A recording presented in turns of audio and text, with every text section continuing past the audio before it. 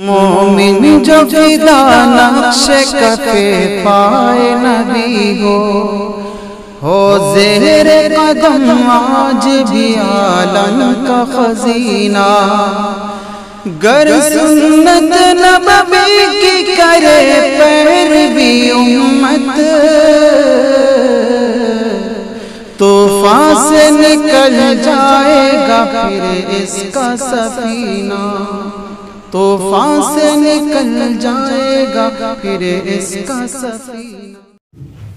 نحمدہ و نصلی علی رسولہ الکریم، اما بعد۔ جسمانی اعتبار سے ہم میں سے ہر آدمی اس کی فکر میں رہتا ہے کہ کوئی بیماری نہ ہو، اور اگر کوئی بیماری ہو گئی، چاہے وہ بڑی ہو یا چھوٹی ہو، تو پھر انسان فکر مند ہوتا ہے اور کوشش کرتا ہے کہ علاج، دوا، تدبیر، پرہیز، بہرحال کچھ کرتا ہے تاکہ وہ جسم جو ہے وہ صحت مند ہو جائے، ٹھیک ہو جائے، بیماری دور ہو جائے۔ کیونکہ بیماری میں غفلت، بیماری کے سلسلے میں غفلت برتنا اور لاپرواہی کرنا یہ خطرناک ہوتا ہے۔ بعض اوقات بیماری معمولی ہے لیکن بے فکری کی، معلوم دھیرے دھیرے کوئی خطرناک مرض اس میں آ گیا، اب آدمی کے لیے خطرات پیدا ہو جاتے ہیں۔ تو جس طرح جسمانی اعتبار سے ہماری یہ فکر ہے کہ ہمارا جسم صحیح سالم رہے، کوئی بیماری نہ رہے، اسی طرح دینی اعتبار سے یہ فکر ہو کہ کوئی بیماری نہ ہو ہم میں۔ اور دینی بیماری کیا ہے؟ گناہ ہے۔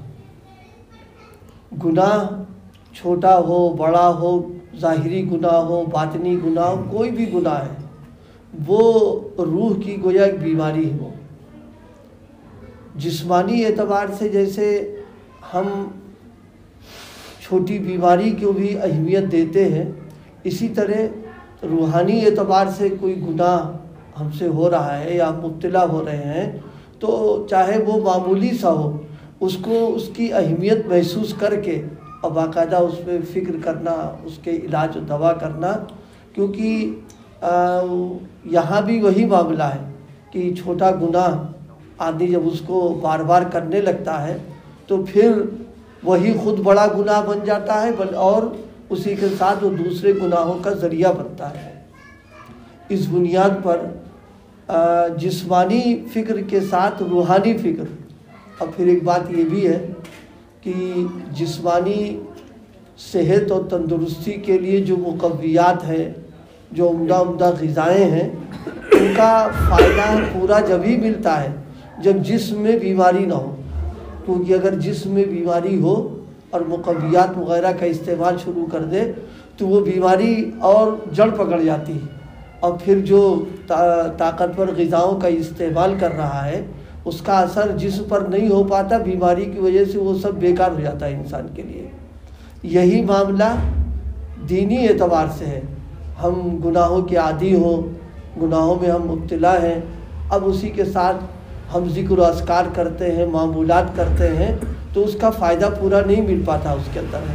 پورا فائدہ جب ہی ملے گا جب گناہوں سے بچ کر تسبیحات کا، ذکر و اذکار کا، معمولات کا اہتمام کیا جائے۔ اسی لیے گناہوں کے تعلق سے دینی اعتبار سے 3 چیزوں کی حفاظت اہم ہے۔ اگر ہم ان 3 چیزوں کی حفاظت کر لے جائیں تو انشاءاللہ گناہوں سے بچنا ہمارے لیے آسان ہو جائے گا۔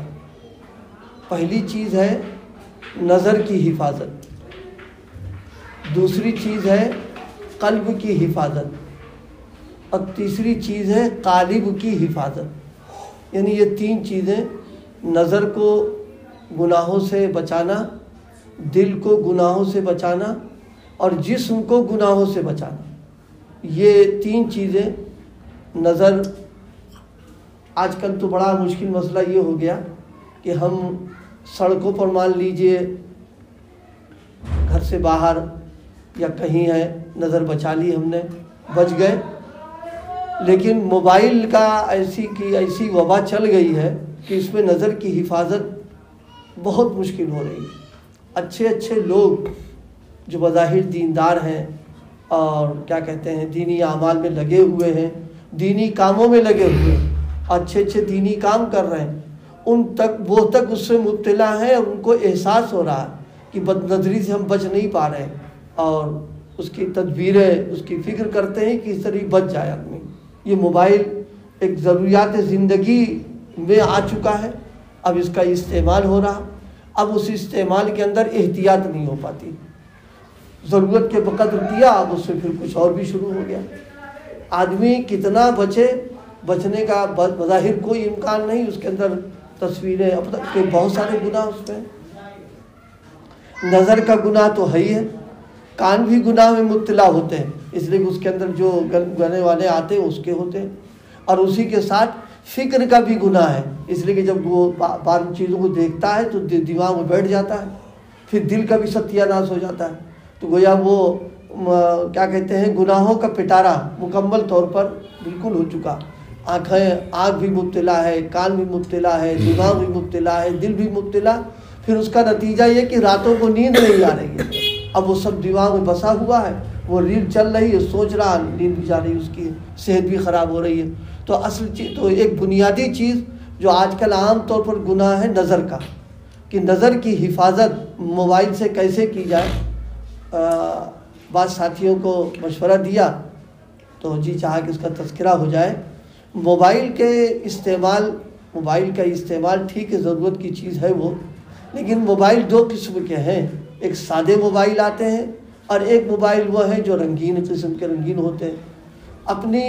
अपनी ज़रूरतों में, उमूमी ज़रूरतों में उन मोबाइल का इस्तेमाल रखा जाए, सादे होते हैं, क्योंकि सादे मोबाइल जो है वो सिर्फ किसी से रब्ता हो गया, क्या रब्ता कर लिया, अपनी बात सुन ली, कह दी, उसकी बात सुन ली और ज़रूरत पूरी हो गई। आगे के जो मसाइल हैं उसके अंदर जो है अगर ज़रूरत पड़ रही है तो फिर अपने कंट्रोल करके, फ़िक्र करके बड़े मोबाइल का इस्तेमाल ज़रूरत के बक़द्र बिला ज़रूरत न किया जाए, उसको बंद कर दिया जाए। जहाँ हमने उसके और बटन दबाए और प्रोग्रामों में जहाँ हमने ज़रा सी दिलचस्पी दिखाई तो बस समझ लिए कि अब मामला गड़बड़ा गया उसमें। बस ये तो ऐसा हो जाता है जैसे खुला तार खुला पड़ा हो, अब हमने उस पर हाथ लगा दिया, वो चपका लेगा फ़ौरन, और चपका लिए जान चली गई। बिल्कुल इन्हीं रंगीन मोबाइलों का भी यही हाल है कि जहाँ हमने ज़रा सी दिलचस्पी की बस वो तो तैयार है ही है, मालूम है कि उसमें हम मशगूल हो गए, और ऐसी मशगूलियत हो गई कि जनाब वाला नमाज भी जा रही है, तिलावत भी जा रही है और मामूलात भी छूट रहे, और मालूम है कि सुबह उठना भी मुश्किल हो गया हमारे लिए। तो ये नज़र की हिफाजत सबसे पहली चीज़। दूसरी चीज़ है दिल की हिफाजत।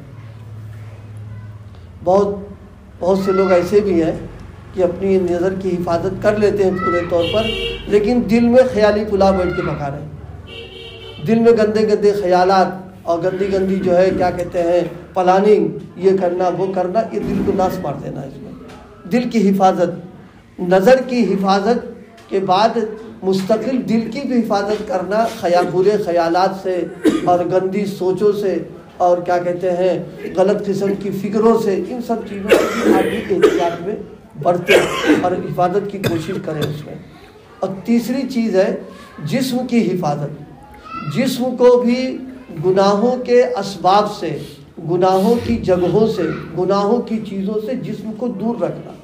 हम जितना दूरी इख्तियार करेंगे फिर इंशाअल्लाह बचना हमारे लिए आसान हो जाएगा।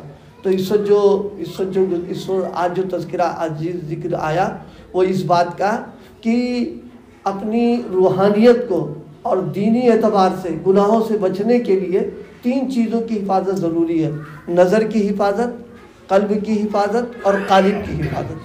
अगर हमने इन तीनों की हिफाजत की फिक्र नहीं की और किसी एक को हमने इस्तेमाल कर लिया तो फिर हमारा दीन, हमारा ईमान सब ख़तरे में पड़ा रहेगा और बीमारियों में हम मुब्तला हो जाएंगे। अल्लाह पाक हम सबको جسمانی صحت کی فکر کے ساتھ میں دینی اور روحانی فکر کی صحت کی فکر نصیب فرمائے.